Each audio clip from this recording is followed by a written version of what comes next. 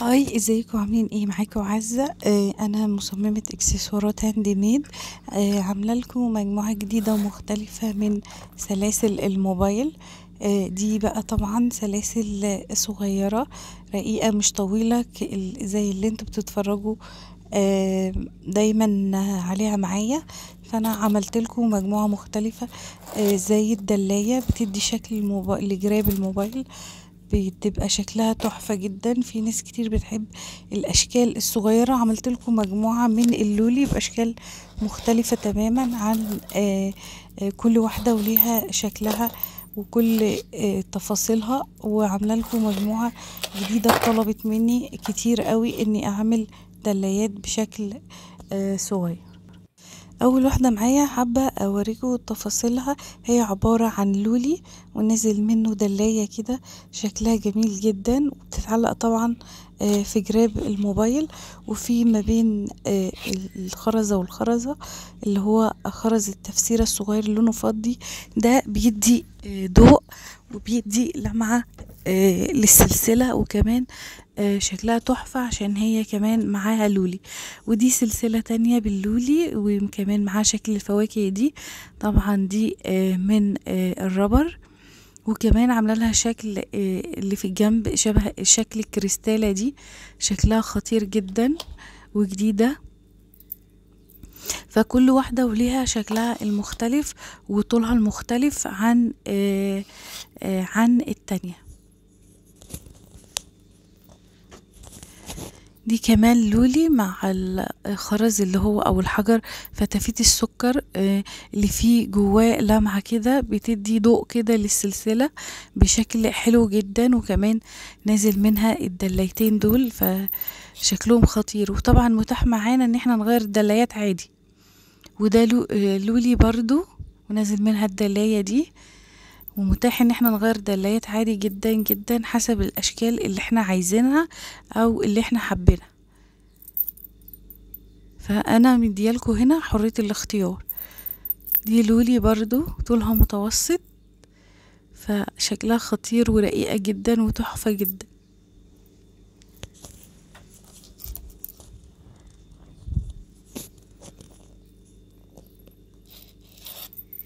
ودي كمان لولي. لا، دي كمان عاج خرز كده اللي عاملين منه نفس السبح، ونازل منه دلاية وده شكلها مختلف.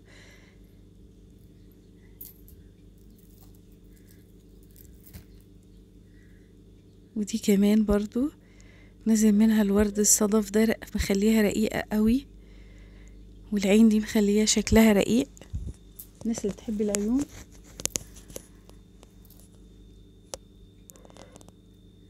طبعا لون الفيروزي مع اللولي الابيض ده حاجة كده في منتهى الرقة.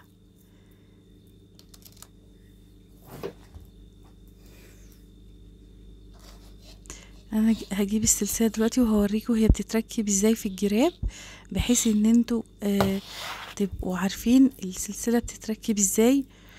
فانا بحب اوريها لكم في كل فيديو عشان اللي ما شافش الفيديو يشوف الفيديو ده ويعرف السلسلة بتتركب ازاي. وهي طبعا طريقتها سهلة جدا جدا. شوفوا السلسلة ركبت في الجراب في ثواني، يعني ما خدتش ثانية. خطيرة. برضو دي لولي بشكل طبعا مختلف. اي سلسلة يبقى شكلها مختلف عن السلسلة اللي قبلها. والطول برضو يعني كل واحدة ليها طولها، في نفس الطول وفي اطول وفي اقصر. ودي جميلة جدا قوي، تحفة. كريستال اللي لونه ذهبي ده او جولد، مديها شكل تحفة مع اللولي الابيض، مخليها خطيرة. وعملت لكم برضو شكل ميدالية جديد كده صممته، فحبيت افرجكم عليه برضو، وعملتها لونين مع بعض. فاللي حابب اعمل من الميداليات دي تاني يبقى يكتب لي ويقول لي عايزين منها حسب الالوان برضو اللي انتوا عايزينها او هتختاروها. رقيقة جدا. اي حاجة هاند ميد بتبقى حلوة وقيمة، وبتبقى الماتيريال بتاعتها حلوة ومخدومة جدا في الشغل، فما تقلقوش منها.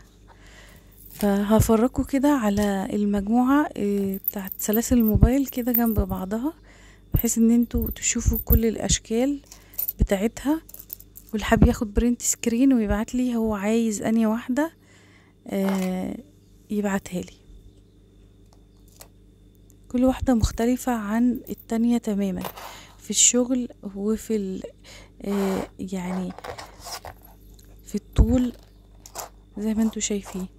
في تنفع دلاية وفي تنفع اسورة، ومنها دلاية للموبايل.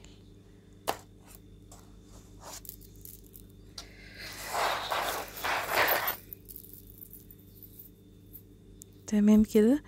جاي بقى افرجكم على كمان مجموعة جديدة من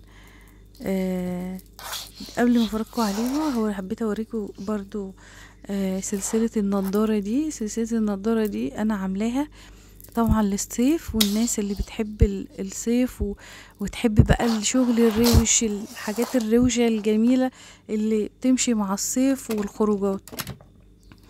وطبعا دي عاملاها للبلاج، يعني القواقع اللي نازلة من السلسلة دي هتنفع قوي للبحر وجو البحر والبلاج لا جميلة، والوانها مبهجة وماشية جدا مع الوان الصيف. فشكل حبيت اوريها لكم برضو في النضارة هيبقى شكلها عامل ازاي. خطيرة والله، خطيرة جميلة. الناس اللي بتحب تصيف بقى اول حاجة تاخدها السلسلة، اهم حاجة السلسلة.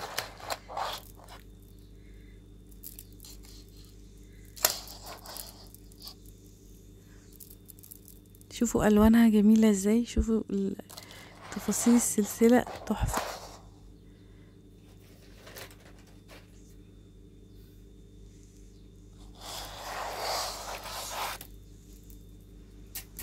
لو عايزين نعمل من السلاسل دي تاني برضو قولولي، لان انا عملت منها واحدة بس، بحيث ان انا افرجكم على الموديل بتاع السلسلة دي للمصيف.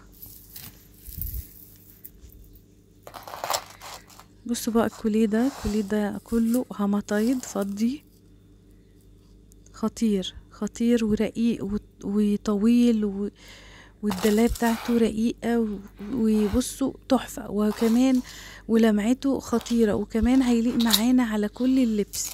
كل اللبس هيليق معانا الكوليه ده، وكمان عاملاله الانسيال ده نفس الماتيريال بالظبط.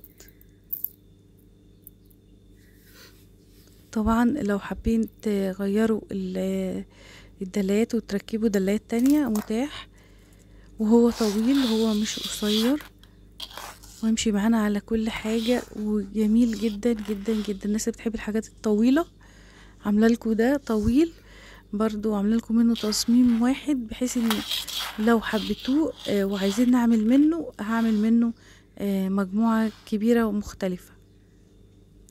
واللولي الصغير نازل من الدلاية مخليه رقيق جدا جدا جدا.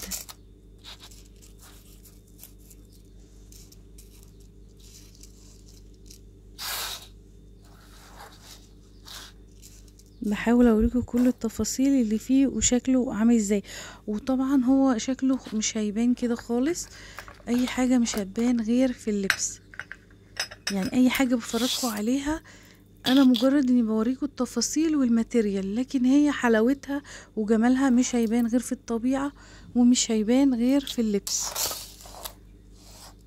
بجد حاجة كده رقيقة قوي. انا عن نفسي هلبس منه. بصوا بقى الكوليه ده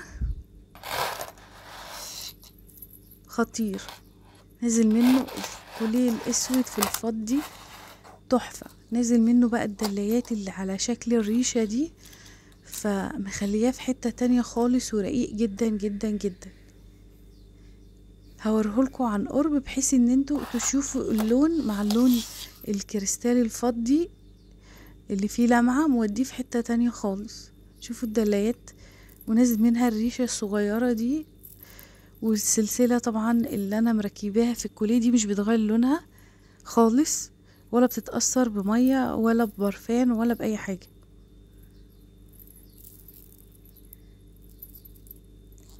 شايفين الكوليه تحفة والله، رقيق قوي قوي قوي. حابين تقصروا على الرقبة تطولوه، معاكوا سلسلة بتقصروا بتطولوه منها. وفي هنا برضو عامله لكم سلسلة باللولي مع حجر اللي هو الفتافيت السكر اللي فيه اللمعة، مودي العقد في حتة تانية خالص. شايفين يعني هو مش باين كده، هو هقول لو باينهولكوا عن قرب.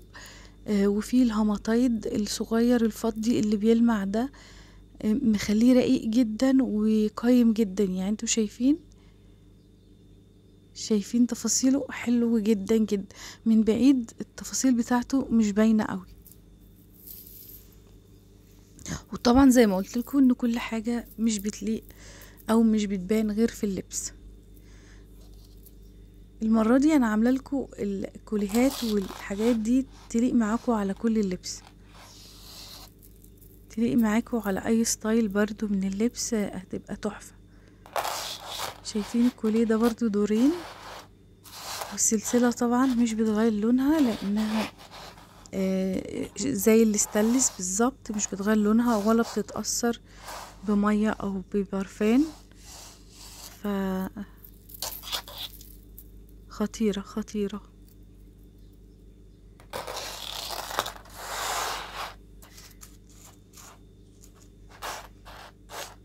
نازل منها دلاية كده في النص رقيقة. انا مش عارفة اوريكم العقد، فالعقد او الكوليه مش بيبان فعلا غير في اللبس وبيبان حلاوته. انا زي ما قلت لكم بحاول اوريكم الشغل اللي في الحاجة، الماتيريال تفاصيله عاملة ازاي عن قرب، لكن في اللبس بيبقى حاجة تانية خالص.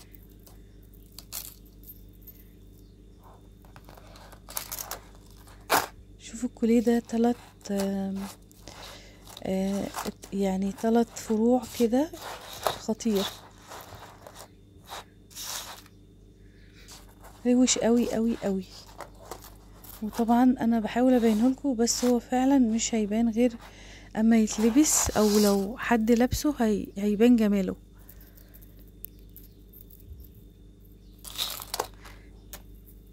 طبعا المواسير اللي انا وعملت لكم بصوا انسيال تحفه، انسيال رقيق جدا، يمشي جدا مع الكوليه. وكمان بصوا سهل جدا في اللبس ازاي، سهل ان انا البسه وسهل ان انا افكه. انسيال قمه في الرقه. شايفين الفتره الجايه احاول منه اعمل منه ذهبي وفضي ومجموعه كبيره، بحيث الناس اللي بتحب الحاجات الرقيقه والسيمبل اللي بتبقى في الايد. وسهل جدا بصوا في اللبس، وفي ان انا اقلعه، ما خدش مني ثانيه في لبسه وفي قلعه، جامد. شايفين حاول اوريكم التفاصيل. طبعا مواسير دي عاج،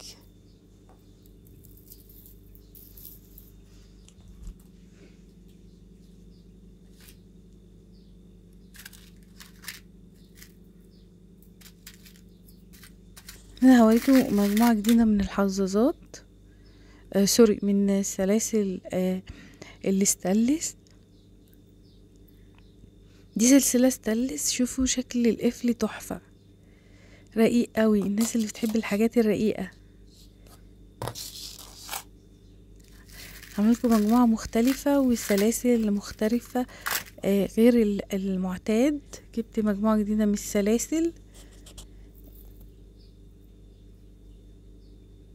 بصوا السلسلة دي نازل منها كريستالة لونها بينكي كده، رقيقة قوي، ماشية مع السلسلة الذهبي تحفة.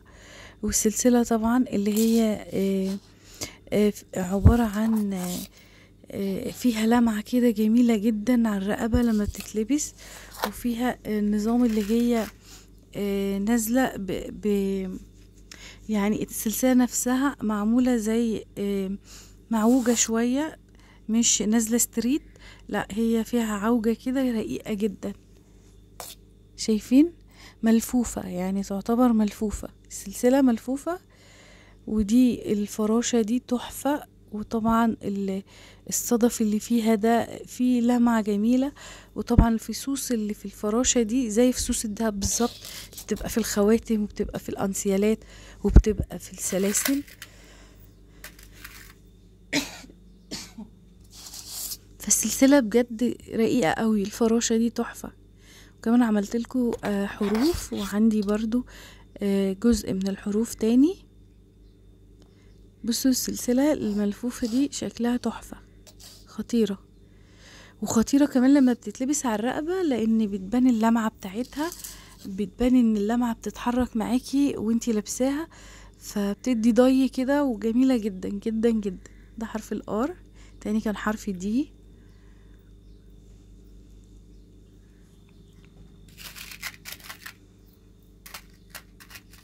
وعملت لهم برضو يعني انسيالات. عملت مجموعة من الانسيالات برضو. ده انسيال كده رقيق من نفس السلسلة، بحيث لو حد عايز يعمل طقم ما يكونش مرتبط بلون. ده اللون الاسود، ده اللي بتاعته سودا، تحفة. وده اللي هي اللون الفيمي اللي هو البني. طبعا انتوا عارفين الانسيالات الفراشة دول كلهم هيكونوا متاحين، واللمعة بتاعتهم تحفة. وعملت كمان مجموعة جديدة من الحظاظات. دي حظاظة من العقيق، والوان كده جميلة جدا ومبهجة قوي. وكمان عاملة الخيط بتاعها جلد، متينة جدا ما تقلقوش، وتحفة. وطبعا الربطة دي متتفكش خالص نهائي، وعملية جدا جدا. وعملت الانسيال الفضي ده، طبعا كل اللي راكب فيها مطايد عشان ما يغيرش لونه. وشكل الكف الصغير ده شكله كيوت قوي وتحفة، مخلي الانسيال رقيق.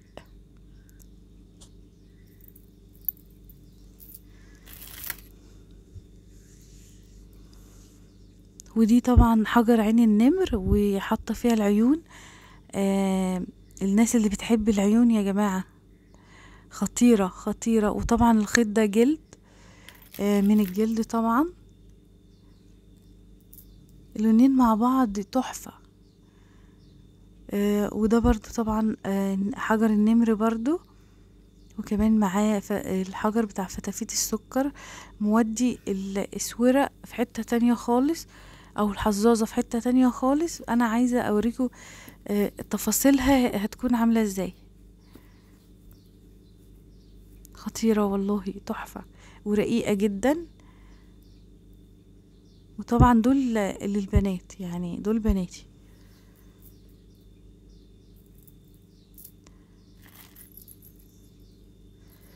وده انسيال بتاع العقد الاسود او الكوليه الاسود، من نفس الماتيريال ونفس شكل الدلاية اللي نزل منها الريشة. واللون الاسود في الفضي خطير، رقيقة جدا وخطيرة جدا.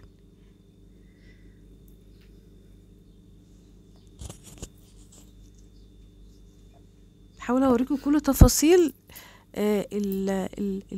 الحاجة، بحيث انها تكون واضحة قدامكم.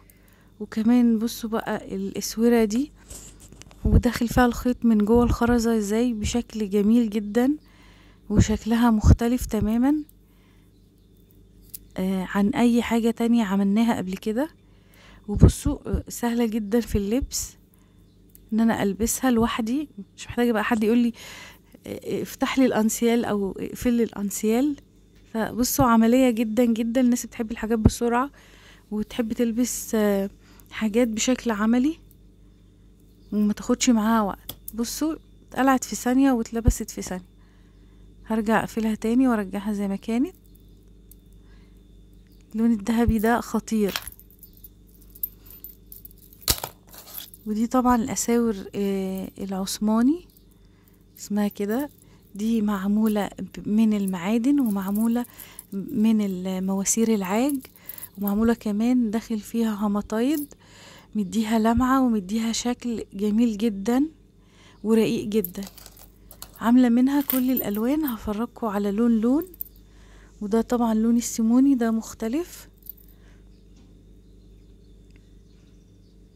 طبعا متاح نغير الدلايات، لو مش حابين دلايات معينة بنغيرها عادي. بصوا اللون الأخضر أو الزيتي، لا ده اللون الأخضر تحفة تحفة مع الفضي. وهنا عاملة الأساور بشكل مختلف، في مثلا نازل منها واحدة زي ما انتوا شايفين كده، وفي نازل منها 3 دلايات، بحيث الناس اللي بتحب الحاجات الرقيقة وبتحب واحدة بس، ما بتحبش البهرجة في شكل الأسورة أو في ايديها. خطيرة. واللون طبعا البيج ده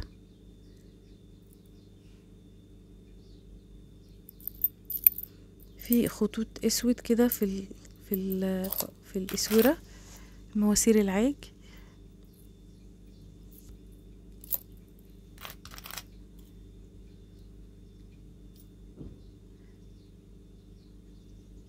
جميله قوي، رقيقه قوي، شكل الفيس ده تحفه وجديد. طول 3 وحجمها صغير شويه الناس اللي ايدها رفيعه. وهنا دي عاملاها على شكل انسيال بقفل، عاملاها بالخيط الرابر، بخيط الواير،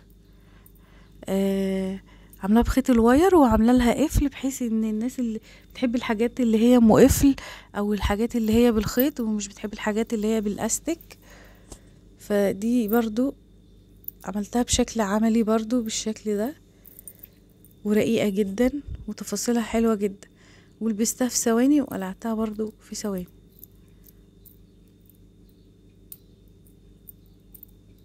زي ما انتوا شايفين كده. اللون الاسود طبعا ممكن ناخد معاه كمان لون، فنعمل 2 جنب بعض يبقى شكلهم تحفة. اي لون بقى يليق معاه، او اي لون انتوا حابينه.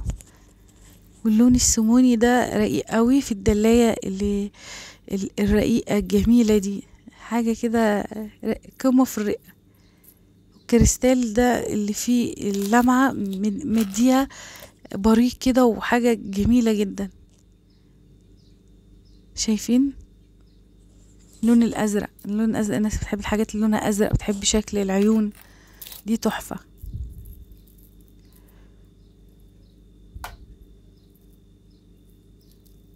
كل واحدة مختلفة عن التانية في الشغل او في التصميم بتاعها، لكن الماتيريال بتبقى واحدة، لكن الاختلاف في شكل الاسورة نفسها وفي الحجم، اذا كانت كبيرة شوية او صغيرة. شوفوا الالوان مبهجة جدا. طلب مني كتير ان انا اعمل اساور العاج دي، فحبيت اعمل لكم مجموعة كبيرة منها ومختلفة وكل الالوان، بحيث ان اللي حابب لون معين يلاقيه. يا رب بس الكوليكشن الجديد يعجبكم، ومستنية رأيكم فيه.